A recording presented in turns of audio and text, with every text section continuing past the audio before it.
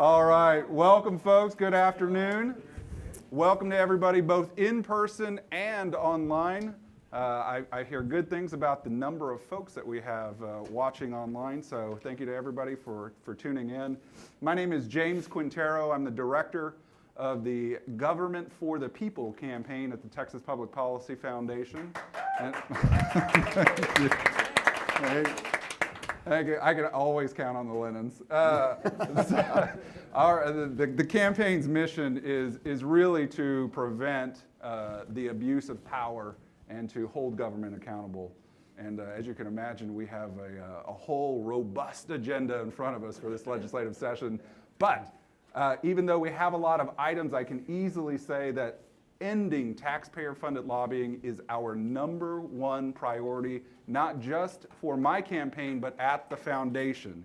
And it's really because this issue touches virtually every other issue, and unfortunately in a negative way, at least if you're conservative. And so I want to let you know that, we are not the only ones to feel strongly about this issue.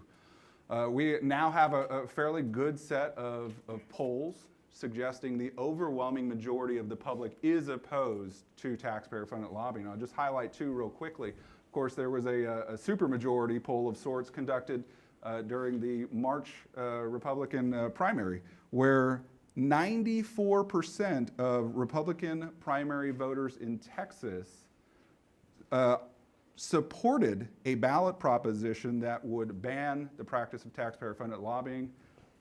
In addition to that, we've conducted our own polling that suggests more than 90% of those polled by WPA Intelligence in a poll of 800 registered voters also reject this idea and want a ban imposed. So we are the majority when it comes to banning taxpayer-funded lobbying.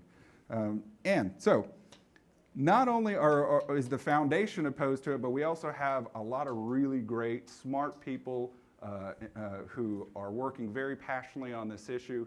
Joining me today are three of them, three of the finest that I know of. In the interest of time, let me just briefly introduce each, not that they need any introduction. We, of course, have Senator Bob Hall, who represents Senate District 2, and it encompasses several of my favorite East Texas counties. So every time I go out there, I get excited. To his left, we have Representative Mays Middleton, who represents House District 23. It encompasses Chambers County and parts of Galveston County.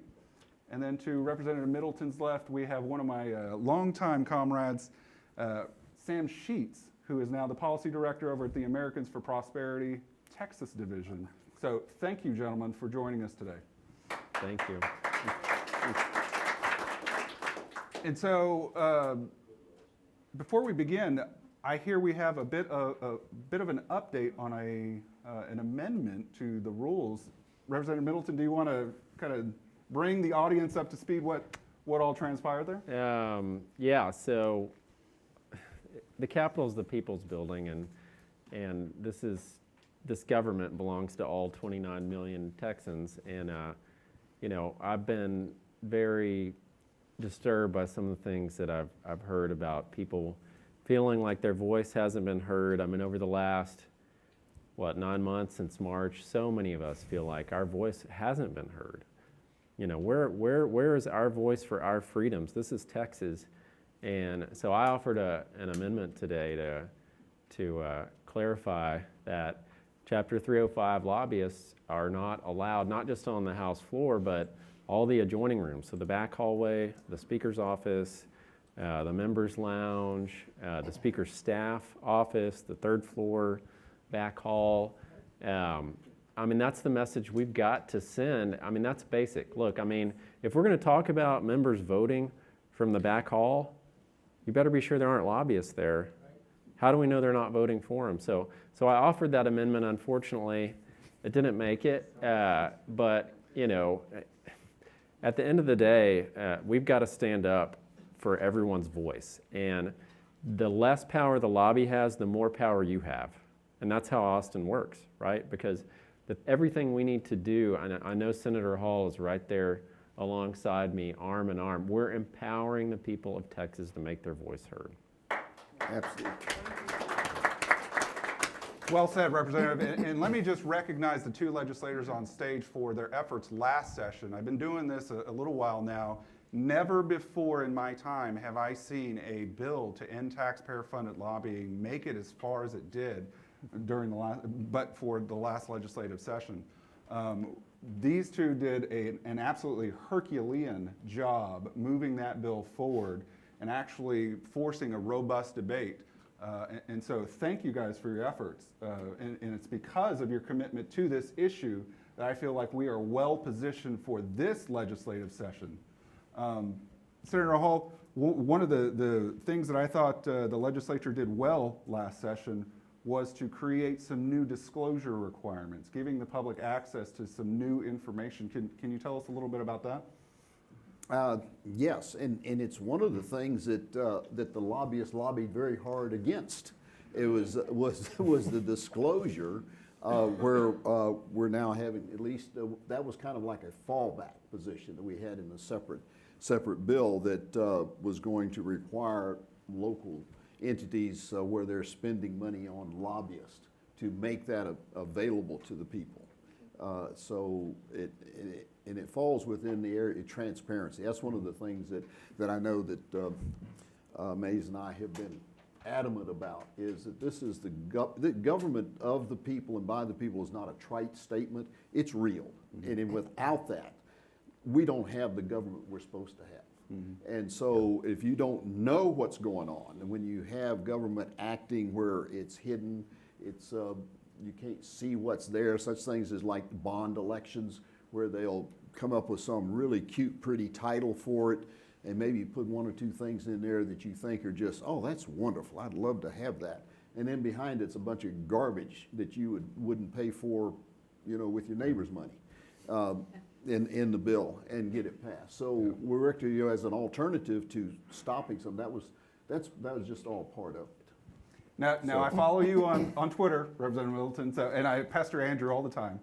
So I know a little bit about some of the activities you've done over the last interim, but if you could bring the audience up to speed, because I know you've tried to put into effect some of these transparency rules.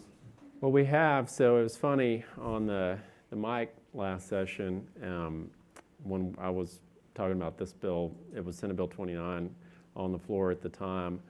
They're like, well, isn't this already, publicly available? It's like, no, because the taxpayer-funded lobbyists killed the bill the session before to continue to hide this practice from people.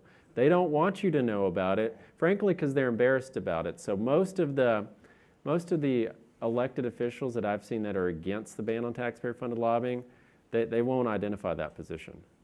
They need to be challenged to publicly identify where they stand on this. So we, after, unfortunately, the Senate Bill 29 failed last session, we were able to get a bill passed that required transparency, where they have to put their lobbying contracts online, and then also they have to line item their budget of what they have spent to indirectly or directly influence legislation. So my office sent out 6,000 letters in the interim. Andrew's here, he he had to go through a lot of mail and a lot of emails, but we got a lot of interesting responses. So one of them actually was a coordinated campaign to avoid disclosure, and we were able to get a hold of another email that showed that, where political subdivisions, so taxing entities, were coached on how to respond to this. Because I started getting all the same responses. I'm like, this is interesting. And then I figured out that their lawyer/lobbyist had coached them to do that. And they wanted to continue to hide from us what was really going on. And it's really interesting because their number one argument on the mic last session was that, oh, well, the small cities and counties and school districts, we can't hire a full-time lobbyist like Austin or Dallas or whatever. So we need to have these associations be our voice. Because, there are only two ways. You've got a registered lobbyist that's hired directly, or you get public money and public funds to an association that has a registered lobbyist. Those are the two forms of taxpayer-funded lobbying. And so that second form, that was really their main argument, is that this is bad for rural Texas. And anyway, the responses we got said that with these associations, that they don't know what they lobby on. and they don't determine what they lobby on. So I'm like, how are they your voice? You shouldn't pay anything to them. You know, I mean, so which is it? You've got to decide which argument you pick. And second of all, I mean, just lobbying to raise taxes on people, how is that good for rural Texas? You know, I'm a little confused here. So they kind of demolished some of their own, really their main argument in their response to the 6,000 disclosures that we sent out. Now, Sam, what are you hearing out in the field? Because of course I know you are very active out there. Are you hearing things from the grassroots? Are they using some of this new information? What's happening out there? Absolutely. The grassroots are fired up about this issue just like they have been for the past several sessions. I think that poll that you cited at the beginning, you know, over 90% of folks want to do away with this practice. This isn't some crazy idea cooked up in a back room somewhere. This is overwhelmingly supported by Texas voters. So the best way that I can put it is we're a grassroots organization. We exist to connect people to the legislative process, you know, showing up to hearings, showing up to district offices, things like that. And what that looks like is we would take busloads of people the past couple sessions, you know, from Dallas, San Antonio, Houston, all over Texas, bring them to the property tax hearings to tell their story. And we got there right at 8 o'clock, right when the hearing started. And it was an army of taxpayer-funded lobbyists that got to go to the front of the line. And we sat there all day long. And we had to turn around and go home because, you know, people took off from, can you imagine if you took a vacation day from work, found somebody to watch the kids for the day so you could go down to Austin and have your 2 or 3 minutes in front of the microphone, and then you have to turn around and go home? So that just to that has clarify, happened to us many, many times because there are hundreds and hundreds of county lobbyists who got to go to the front of the line. And it drowned out the voice of the actual taxpayers who this law is going to impact. so just to reiterate, Sam, regular people were shut out of the process. Yes. And taxpayer-funded lobbyists got to go first and effectively dominated Absolutely. those. Well, I shouldn't say they were shut out. If you wanted to stay until 4 in the morning the next morning, you could do that. That's what I had to do. But for everyday folks, you know, who work and have a family, it was impossible. It was absolutely impossible. We sat there all day long, and they didn't get their voice heard. So people are fired up about that. If that happens to you enough times, you're going to find a way to get involved. So we're going to harness that energy, that grassroots energy this session to push this over the goal line once and for all. We're really excited. And Sam, this is a top priority for AFP, right? This is our top priority for AFP, Very good. hands Good. down. And we're going to be using our grassroots tactics to push this over the goal line any way we can. Good to hear. And to Senator Hall, I know one of the things that you and Representative Middleton both have done an excellent job on is revising some of the language that's put forward. I see the bill, SB 234, has some new language that I think is a little bit more targeted. Can you speak to that? Yeah, one of the things that the way the bill was worded last time, it kind of let the lobbyists misrepresent what was in the bill too much. And one of the ways they misrepresented it was that what we were doing was trying to shut down communication from elected officials, particularly from the rural area, when we're trying to do just the opposite, but the way it was worded. So we turned that around to make sure that it's very clear that this does not prevent any of the elected officials or employees of a county, city, or school district from talking with their elected officials. This was one of the lies that were put out by organizations like TAC and TML to get people revved up and come in and talk to their reps against it. They were telling they would be shut down, which was absolutely not true. They just couldn't hire someone who was a registered lobbyist, and it has some very specific connotations to it. It actually ends up as a bill that will encourage elected officials to actually do their job better in communicating with us. As I told many of everyone that brought it up, I said, I get a call from a lobbyist. I can't help it, but my ears kind of just, tune them out.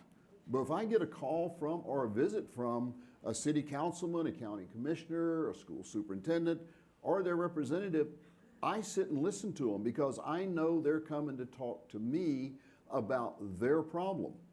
when you have a lobbyist that's being paid by the city of Houston and Dallas, and also a paltry sum by Greenville or Caddo Mills, and they come in, you betcha it's hard for me to determine that they really are talking about my small rural cities. And for those of you who don't understand it, we have as big a fight in Austin between urban and suburban rural as we do between Republicans and Democrats. That's probably even a bigger fight. And so to discern whether this lobbyist is really representing the small counties or the small cities or the small schools or the behemoths, I can't do that. But when someone comes from a specific district, I know that they are talking about their needs and what they need. And so we've tried to make it clear so it makes it more difficult for the lobby to misrepresent what the bill actually does.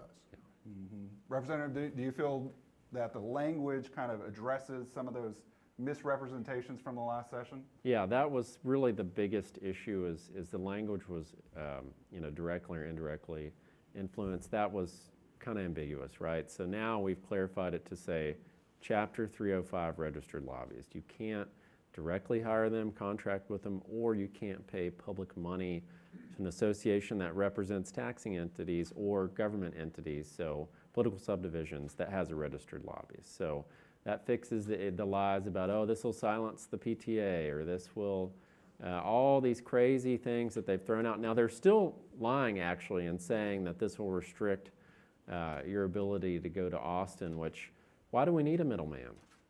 Isn't that our job? I mean, aren't we supposed to represent our districts, including local government? I mean, there are about 3,000 cities, counties, and school districts. Do we need to hire lobbyists to go to each city council meeting or county commissioner meeting or school board meeting because it's a lot to keep up with? No, that's part of our job, And at the end of the day, the only unique need that I've seen these lobbyists ask for is higher taxes. So, they're saying we need more of your money so we can use it to spend to lobby the legislature to take more of your tax money and also oppose, any tax cuts. So they opposed, obviously, property tax limits and relief.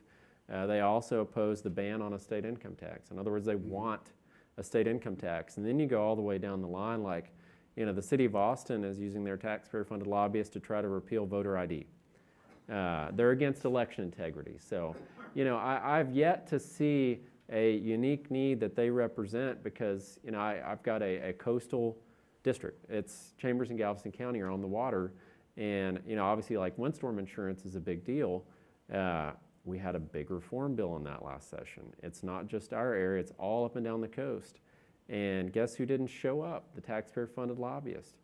Where are they representing these unique needs? I'm missing it. I see them in the committees about taxes and wanting more money, but I don't see them in the committees when it's actually a bill that will help, our rural and coastal communities. So they're not really representing what they say they are, and they're really misleading the governmental entities that are paying them. They think that they are, but they're really not, and they're being lied to. So. That's well said. Sam, with the start of the legislative session here, are there certain things that you're advising kind of your membership on how to engage on this issue? Absolutely. And session's going to look a little bit different this year because of COVID-19. So having to readjust kind of the tactics that we use. But I would say first and foremost, start with the basics. Pick up the phone, call your representative in your senator's office, and leave a message. Tell them that you want this process to come to an end, this unfair practice to come to an end. But also, we've really had to reinvent the way we do advocacy in the digital space. Showing up to the office in person might not be an option for a lot of people. So we've been really pioneering how we do stuff digitally, kind of going off topic here, but with the confirmation of now Justice Amy Coney Barrett.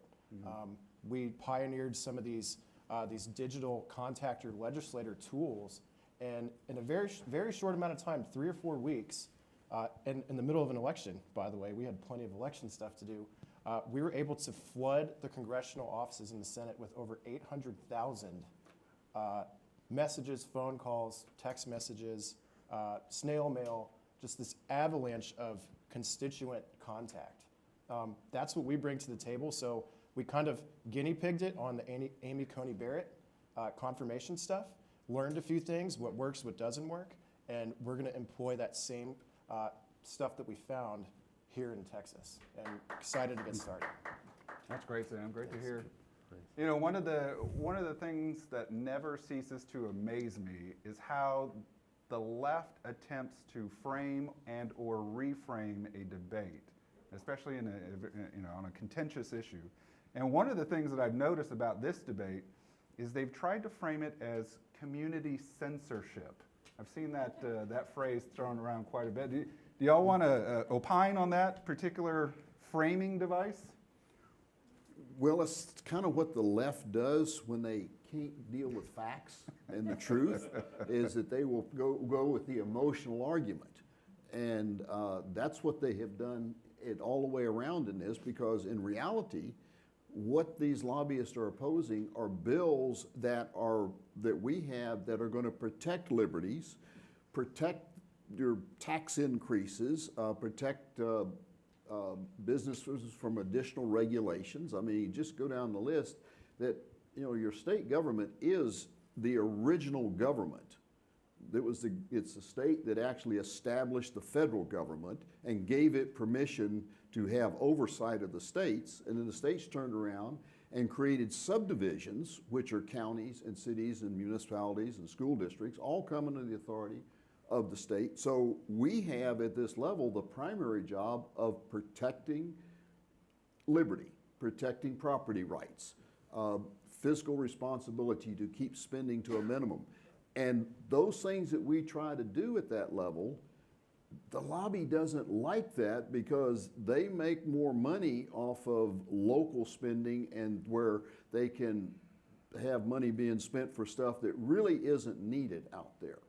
But to take that on straight on, it's a hard argument to sell when it's on the facts. And so they will do this backdoor kind of approach to it, just like what they do in revving up our small counties and small cities, telling me, oh, the big city is going to, overshadow you. Well, that's what the lobby does, because if a lobbyist is getting $100,000 from Dallas and maybe 10 or 15,000 from Greenville or Bonham or someplace, who do you think they're really going to be speaking for when they come in, when the needs of the two cities are entirely different in there? So yeah, you got to make the stuff up in order to, and that's what they did when they talked about actually I had one county commissioner call me and said, your bill is going to prohibit me from even making a phone call to your office. I mean, nothing could have been farther from the truth. And so it's the kind of thing that they can't take on head on with the truth. Mm-hmm. So. Well, and the sad part about that is that, the best representative of a community is an elected official and their staff. So city council commissioners, school board members, and they're telling them, no, we got it. You leave it to us. Well, they're making decisions for their own pocketbook. It came out last session that even the big guys, it was actually Hilco that was hired by the city of Houston to lobby against, among other things, a cable franchise cut bill. It was a tax cut bill. Turns out they were also hired by the Cable Association to pass the bill. And that was found out in the middle of session. So, I mean, these people do not represent our community and its values. They office on Congress Avenue. How many of us believe people that office on only Congress Avenue are representative of our communities? Nobody thinks that. Nobody in rural Texas thinks that. And they don't, because someone could pay them $1 more to go the other way. So, exactly. But y'all, look, I mean, at the end of the day, it's up to us as elected officials to represent our communities and communicate with local elected officials to represent our communities. And that's what we want more of. They're discouraging that, frankly. And we even found out things like there's a City Managers Association inside Texas Municipal League, which is one of the big taxpayer-funded lobbying groups. And inside it, there's a code of ethics. And they say city managers shouldn't go to Austin to testify on bills. You leave that to us. So it's rent-seeking behavior and bylaws, and they're doing that to get themselves paid. We don't need them there. We can make our voice heard without them. I think that's well said. And let me ask the panel this, because this is often another criticism that I hear, particularly from the big cities and the big counties. They'll say, well, the state has an Office of Federal-State Relations, and who are seeking grants and whatnot. Why is it good for the state but not for localities? Can you all speak to that? Sure, that office doesn't have registered lobbyists. That's another lie that they keep pushing. So the last registered lobbyist that office had was fired by Rick Perry. And the people left are employees of that office and the governor, just like employees of county commissioners come to Austin, just like employees of cities or school districts come to Austin. It's no different. They're not registered lobbyists. So that is one of the bigger lies that they've said is, level the playing field. Well, it is, and they're being dishonest about it. Yeah, absolutely, because it is not a lobby office. It's part of state government protecting the people from the federal government. That's our role. That's our primary role, is to protect the liberties, protect your property rights. And so we have that office up there to help us protect the people of Texas from the federal government. And Mays is right. They are not. They wouldn't. It's apples and oranges. They have a functional role to actually do something productive, meaningful. Mm-hmm. So it sounds like y'all have done an excellent job kind of clarifying some of the myths, doing a really good job getting the language to where it needs to be. Kind of looking ahead, what are some of the major obstacles that you think may still persist, at least in the Senate and then in the House? I think there won't be much different than they were last time. Now, we did manage to get the bill passed out of the Senate, and I don't know, we've got enough change going. We're still going to be an uphill battle to make it. It wasn't easy last time, but I think the arguments will still be put out the same way. I think they'll still use some of the same lies, and they will try to influence. The strongest opposition is going to come from the rural areas in there, and that's different than the big cities, because when you get your rural elected officials have a bigger influence in elections, and so people tend to listen to their local elected officials a bit more, and so the lobbyists are smart enough to know to go after them to present that lie, to tell you're all the way out here in West Texas or way up in East Texas. You can't travel to Austin, and they won't answer the phone if you call them. I think they'll basically be using the same argument that you won't have a voice if you don't hire us to be your voice. Well, now, in some sense, wouldn't it be a little bit easier on those communities if they all chipped in together and hired an in-house intergovernmental relations person that they could collectively utilize, or is that too far afield? That's perfectly allowed. Some cities do that already, where they partner with other cities, and that employee works for the city, right? They are an employee of local government, and there's a huge exemption for our lobby registration statutes under 305 for an employee of local government. But you cross the line, though, when you start to become a paid for compensation, taxpayer-funded entertainment lobbyist, where you're taking whining and dining people and take them to go play golf and things like that. But on the other question, just to back up, last session we did not have the results of our statewide ballot proposition. So, and you can break that down by district, right? So that was Prop, I think, 3, and it was a real-time look in the Republican primary of how many people support the ban on taxpayer-funded lobbying. It averaged out to 94%. And all you got to say is vote your district. You can go look. How did it do in each district? Vote your district. We also have several more votes this session because of successes in the primary and then also the general this past election cycle. So, we have some more committed members that we've elected that weren't there last time. So, some things have changed. So that's good. Feeling a little better? Good. And I think we have to make sure the message out there that this does not end these organizations like TAC and TML and some of these others that provide information, provide services, some provide insurance.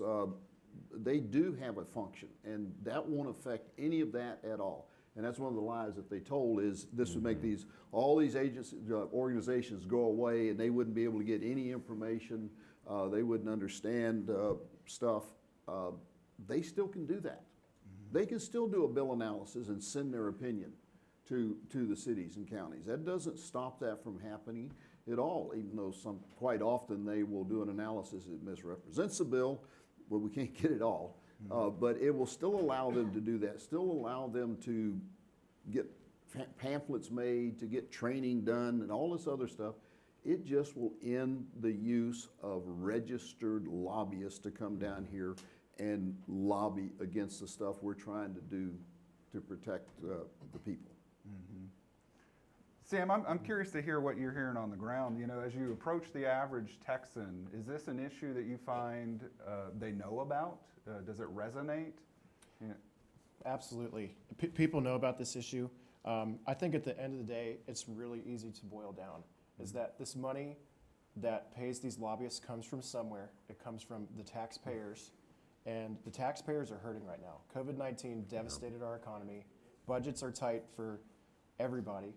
And the fact that we're spending money that is taken from people that they could use for other things on a practice like this it's an indefensible position. And I have to give a little bit of credit. I live in the city of Dallas.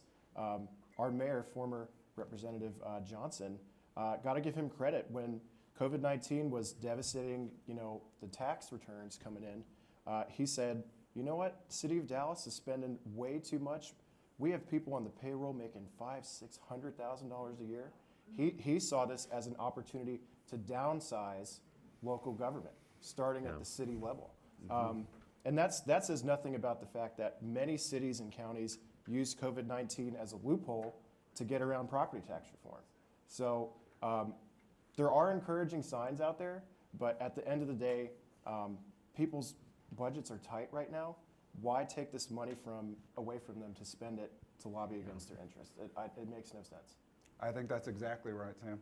Yes, sir. I'm going to say, it's wrong in a multitude of ways. Those of you who've been in my office, we've got a chart up that says, here's how we evaluate a bill. First thing we ask is it constitutional? Is it a core function of government? And it goes down to several other things. The very last item, is this the right thing for moral people to do? Well, to me, there is something very immoral about using people's tax money to lobby against stuff that's going to be beneficial to them. And that to me, that says it all. That to take that money and then use it to do stuff that's against what we're trying to do for the people. And so if there wasn't any other reason at all, that would be good enough for me. And I hear that about, well, what about the other lobbyists? Well, there's a difference. So Chris Hill is the Collin County judge, and he gave really good testimony in Senator Hall's committee, and he said, look, none of us like the lobbyists, but here's the thing, if you don't like what Walmart is lobbying you should stop shopping there, right? If you don't like what your city is lobbying on and quit paying your taxes, they foreclose on your house. It's a little different, right? I mean, that's by force, threat of force and violence to take your private property if you don't want to pay that lobbying bill, right? So that's the difference. That's a big difference of a government-funded lobbyist versus a private one. So that's the distinction that we have to draw. Yeah, and I'm sorry, this is not, and what we're talking about is not an indictment against the lobby. Our founding fathers recognized the lobby as a viable part, a thing that is part of we the people being involved in it. But what Mays is talking about is the private sector, where they have issues where you're trying to, with a bill that affects one part of the private sector, has an unintended consequence affecting another part. They're looking out for their part in the business world. That's their right to do that. There is nobody, and those with special interests, those that want to protect life, want to protect our Second Amendment, want to protect our right to freedom of religion, to values and principles, that come down and lobby, that they are not registered lobbies doing the stuff that is required to be registered, but speaking for a group of people who voluntarily voluntarily pay them to do that because that's what they want them to go do. It's just like the supporters you have of TPPF, who thank goodness for you guys that do this, because they are doing what you want them to do. They didn't come take your money and go say, I'm going to go do this. And that's what you have with the cities and counties. They're taking your money and you have no choice. And May says it perfectly. The only way you could stop them from taking your money is stop paying your taxes, and the next thing you know, you're in real trouble when that happens. Yeah. So, I want to bring the audience in just 1 second. Let me ask one more question, and I want to make sure that we reiterate this point. So if the bills that you gentlemen have proposed make it into law, there are still avenues through which a local elected official can communicate with their state elected officials. Is that correct? Absolutely. absolutely. It's called a telephone. Yeah. It's called, knock on the door. Exactly. Right. They can, I mean, it's them, it's their staff, it's, but it's got to be direct. It can't be through this Austin lobby middleman. No.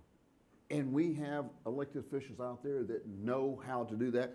Mr. Chris Hill, the judge up in Collin County, he gets it. He understands the role. And then he did, any of those, you can go back and listen to the testimony that was just several weeks ago when we had a hearing on this bill in the interim. And he stated it very clearly that there are avenues are wide open for local officials to be able to communicate with us here in Austin. All right. I don't see a mic back there, but Roger, I know you can speak loudly when you want to. If you want to just speak up. Oh, do we? Okay. All right. She's got a mic. She's gonna come your way in just a sec. Who am I going to? To the gentleman in the corner. Thank you. It's two questions, but quick. Something when I was a senator in Illinois, something that was a big deal in Washington and was becoming a big deal in Illinois was private lobbyists could get, if they get a contract, example, a municipality wants property. If this, or a federal grant, better example, they go and get the federal grant, and then they get 10% of the grant is their lobbying fee. And so they could just go and get all sorts of various grants, and they could do it for private individuals as well as for municipalities. And then again, that was just really hitting Illinois. I don't know if it became big, but it's huge in Washington. My second question, I think you answered, but I want to be more clear. During the 16 years I was in the Senate, we had a Republican governor, 26 years in a row. People don't know in Illinois you actually had Republican governors at one time. We even had Republican senators at one time. Yeah. But anyway, they were never defined as lobbyists. They were full-time employees. And I used to feel, with very minor exceptions, they never lobbied me. The lobbying, I'd get a call from the governor, and he'd say, Roger, what the hell are you doing? But I never thought of those state employees as really lobbyists, but we didn't have the staff you had. So if we wanted, sometimes you're chasing it down. It's just handy to have somebody you could talk to. How do you deal with that issue, and how do you deal with the 10% issue for going and getting stuff? Well, I think I think you're describing a totally different function outside of the lobbying has been defined by what a lobbyist is here in Austin. You're talking about someone who is a grant writer, who has the skills in sitting down and writing a grant. And that's a very common practice in the private sector as well, because you got to pay somebody to do that work. And so it's more for the fee is more for work performed. And in that area, as I understand what the grant writers have been doing in the past. Doesn't fall within what we're talking about. We're talking about people who get paid for influence and have to register with the state to do that. Sounds like you were talking about federal grants maybe too. The good news is Texas cannot print any money. We don't have a lot of grants to go get at. Thank God we can't print money. Yes. Illinois right now that they can't print money. There's 1 second. Yeah. By the way, if you're in the overflow room and you have a question, please feel free to step up to the mic. This question might be for Mr. Sheets, because I'm just wondering, I mean, I would certainly be willing to contact my state representative on this taxpayer-funded lobbying, but is there any kind of organized messaging to people that would be, at the grassroots inclined to contact their representatives to kind of push this out there and let the representatives know that the public is paying attention? Do you have some kind of sort of networking program to get people involved on that? Great question. The answer is yes, ma'am. We're in all the major cities in Texas. We have a full-time grassroots infrastructure. Looks a little bit different now because of COVID. We're not allowed to meet in person as much as we would like to. Does one go on a website then? Yeah, it's americansforprosperity.org. And depending where you live, there's a good chance that we have a full-time office with full-time staff in that area. And we love training people how to go testify, like I was mentioning earlier. If you can't make it to the Capitol, we could give you a ride. Yeah, we're What about just calling your representative or some kind of campaign like that that's pretty low impact on the person doing it? Absolutely, yeah. We can do whatever you like. Phone calls, we do letter writing campaigns. Those are actually surprisingly effective, just old school, just a handwritten note. We'll just get a bunch of people in a room and we're all going to write a note to our state senator or our state representative. But there's no shortage of opportunities to get involved. So we'd love to have you if you want to get involved. Well, and on that, man, is it tiring to hear from the lobbyist all the time in committee. It is so much more powerful a message when people we know from communities all over the state that are not paid to be there, that are taking their own time and money to go make their voice heard and testify for the bill banning taxpayer-funded lobbying. I think it moved a bunch of people in House State Affairs last time. We had, I think, over 100 people testify in person. I mean, it really makes a big impact. And, it was a really broad group, of people that retired. And I had a city councilman that testified in favor of the ban, and my tax assessor collector, and then we had a public school teacher testify for, it was just a pure snapshot of the diversity of Texas. Say, don't take our money to do this and hurt us, So it's great to see people come up and testify, and it really makes a big impact on the other committee members, I think. Robin. Hi, I'm Robin Lennon. I'm with the Kingwood Tea Party, and I've worked often with TPPF. One of my most invaluable tools is their legislator's guide to the issues that I'm able to send out PDFs of, just like taxpayer-funded lobbying. And in front of you, you have all of the major arguments for it that you can pick and choose from, the ones that resonate with you, that you can then discuss with your state representative or senator. And it's a great way to get people that are new to the process involved. Go ahead, sir. Let me just elaborate just a little bit on what was just been said, because what Robin's talking about there is what we have to have more of. Our government only is of the people and by the people, and what we have been lacking is people participation. We don't have people going to their city council meetings, their county commissioner meetings, their school board meetings, and participating and knowing what's going on and then voicing their opinion. And we're in for some pretty dark times coming up if we, excuse me, stay in our homes and say, gee, I wish somebody would do something about this. This is one of those that the somebody is you and those that you know. And until we get more people who are willing to spend more time talking about and expressing their opinions and their feelings directly with your elected officials, it isn't going to get any better, because we have moved into a time period that the lobby will continue to overshadow the people. And the one way around that is to get the people you know, to get people active in their community and spend the time understanding the issues like you're coming here to do. And there are many more besides this, but that we need in order to preserve what our founding fathers intended in a constitutional republic, because we're going to come real close to losing it if the people don't get more engaged than what they have been.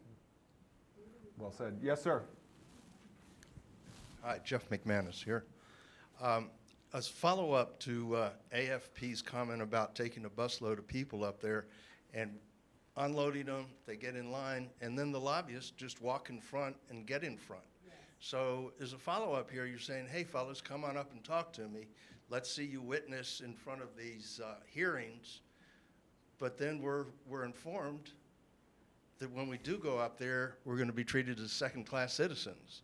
So how do we avoid that happening, or have you guys taken any steps to make sure that when the citizen does come up to see you, does want to witness before the panel, that his place in line, or her place in line, excuse me, is going to be respected?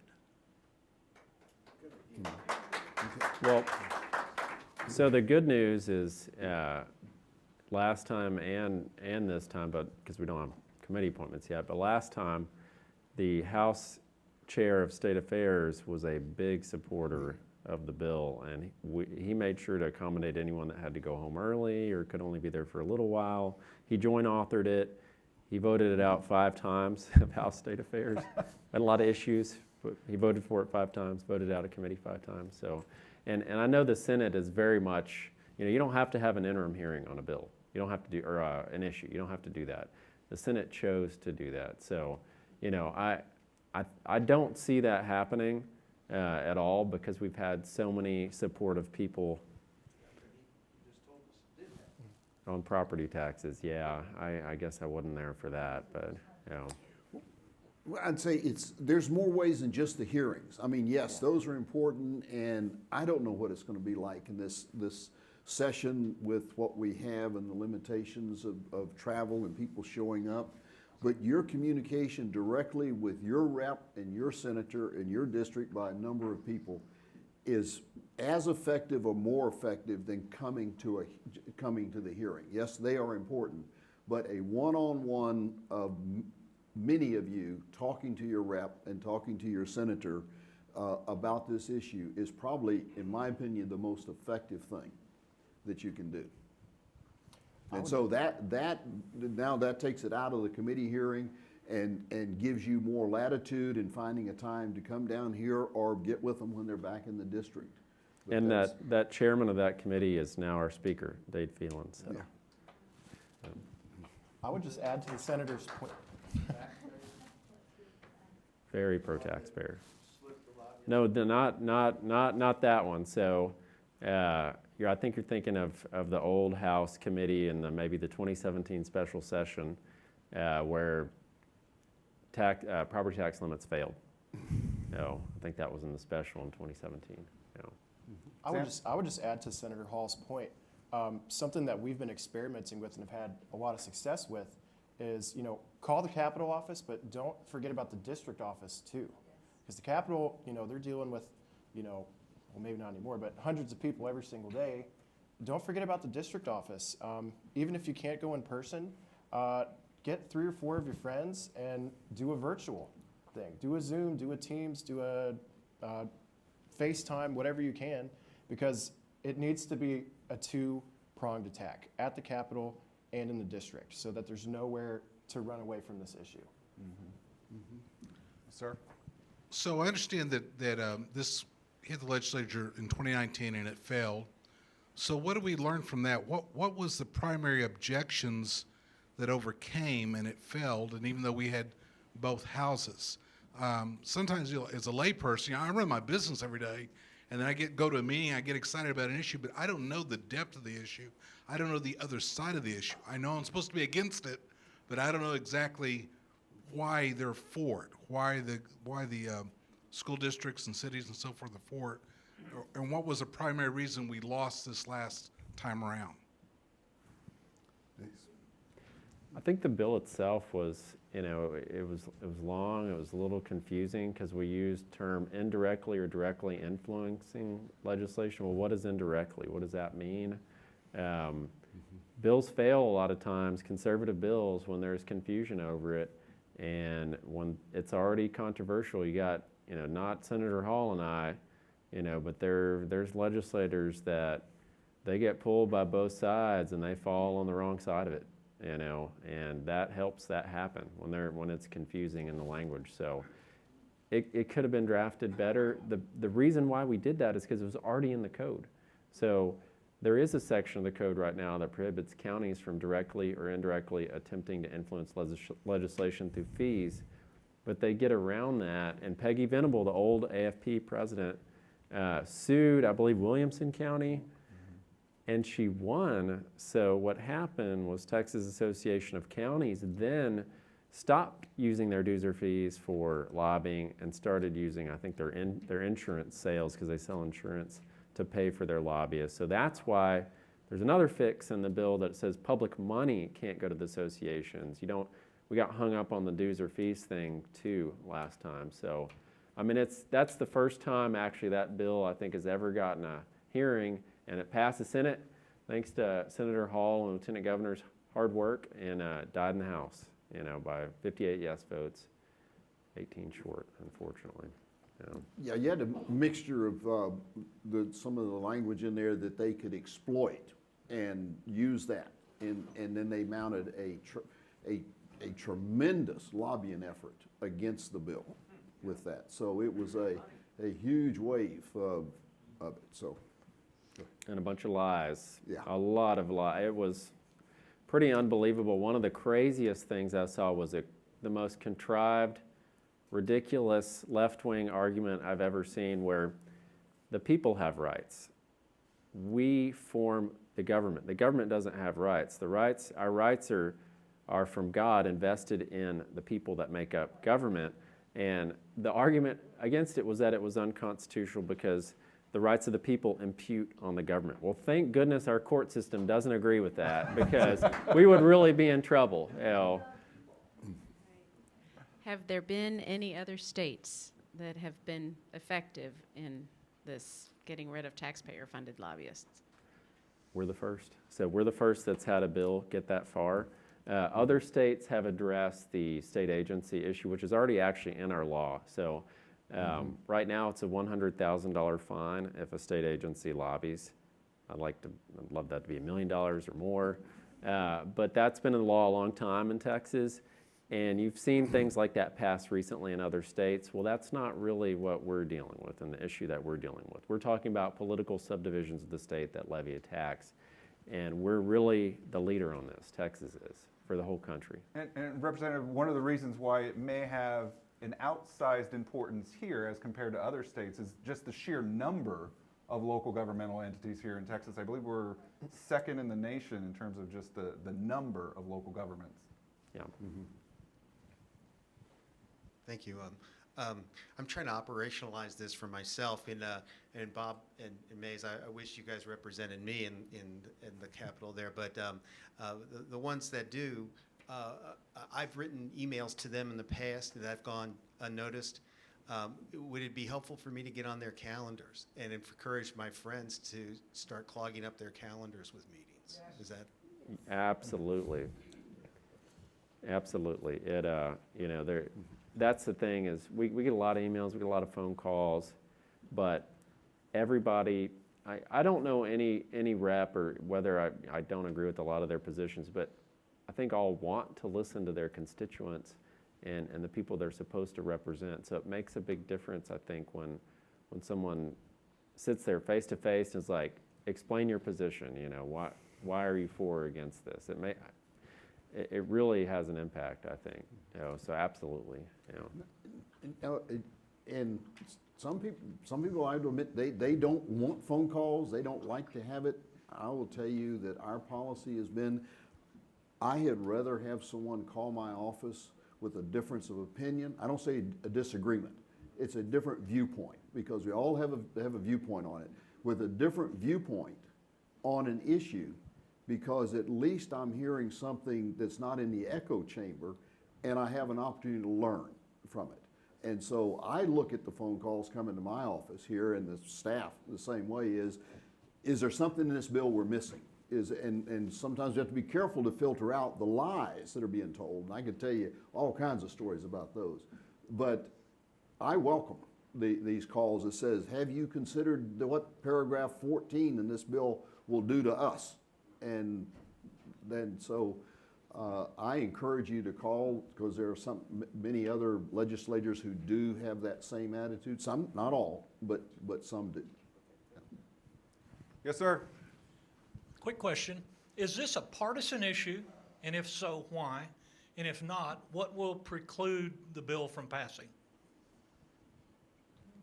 It's actually not a partisan issue. So the TPPF poll that James talked about earlier is 91% of all Texans are opposed to this practice. Republicans, Democrats, and Independents, and actually 3 Democrats in the House voted for the bill to ban taxpayer-funded lobbying, and 1, you have someone close on a bill supporting it, and they're the final person to speak. And Richard Raymond, he's a Democrat from the Valley, he was in full support of it. He voted for it in committee 5 times, voted for it on the floor, and he closed supporting the bill. So, it actually is bipartisan. I mean, what could be more bipartisan than sticking up for the taxpayer? And that's what the bill does. This is one that's really a local government versus the people. It's what it is. I mean, you mentioned we have a Republican and Democrat, we have rural and urban. This is local government versus state government. The argument that goes on, local control, state responsibility. And so this is one of those where state government is trying to protect the people and local government wants to have all the control themselves. I see we have a question in the overflow room, and then we'll get to this gentleman right here. Yeah, this is George Pond. Where does the new Speaker of the House stand on this bill and his team? He is for the ban on taxpayer-funded lobbying. He has joint authored it last session, and in the interim, we had a pledge to ban taxpayer-funded lobbying, the practice, and he was one of the members of our Republican caucus that signed that pledge. I think we had 50, something like that, of our House Republican caucus members signed the pledge to ban this practice. And I don't ever remember that many members signing a pledge on a conservative policy issue in the interim. I don't remember that happening before. So that was a huge, it shows the momentum behind the issue, right? To have that many, it's hard to get those signatures. It's hard to get anyone to sign a pledge, and we were able to get a supermajority of our House Republican caucus to pledge to ban this practice. Yes, sir. We've got the mic coming. So, Mays, you just talked about momentum, and I guess my question is, on major issues like this, it's usually easy to pass legislation that's not controversial, nobody's opposed to it, but on major issues like this, do you see a situation where you have to come back multiple sessions and you build that momentum and ultimately make that successful? Is this one of those kind of things? I hope not. Well, I mean, you made progress last session. Yes, we made leaps and bound progress last session. It never had a hearing before, and then it passes the Senate and almost passes in the House. I mean, that's light years of progress in a really short window. I mean, we've seen how long it takes to, like the property tax rollback. The property tax limits bill from last session. That was decades in the making, and really they began that lower rollback in earnest, I think around 2005, and it was 2019 by the time it finally passed. Gosh, I hope it's not that long, but we definitely accelerated up that curve pretty quick on this bill. So I mean, it's just such a no-brainer. I mean, come on, we're empowering taxpayers, we're saving them money, we're making amplifying their voices, and we're taking away this $40 million that's wasted on Austin lobbyists who are advocating against the taxpayer. And I think we learned from last time. We had our Lieutenant Governor, Dan Patrick. It was one of his top 30 items. He was very supportive of it. The new Speaker of the House was chairman of the committee, Dave Phelan. He was very supportive of it. those two have a lot of influence on how people that may not like a bill can hold their nose and vote for it. And so between that and then we've now had basically the poll where it was voted on out there, which the average was like 94% of the Republicans said yes, they want it. And it is one of the top 5 in the Republican Party platform, top 8 in the Republican Party platform. So we've got a lot of, hey, the people want this going for us, and leadership wants it in there. So unless Mays and I screw it up completely, we ought to be able to get this done. And Senator, would you say that Governor Abbott, who we of course will see here shortly, is he also in support of? I would certainly think that he has. I haven't had a direct conversation with him on it, but listening to how he's talked and how he is, recognizes the state's role in protecting the people, I would certainly expect that he would be a strong supporter of it. If we can get Representative Swanson right here.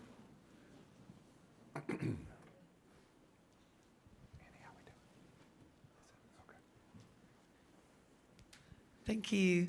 I wanted to ask the two of you up there, and possibly Tom Nobis back here, he's on the Legislative Priorities Committee for the state party.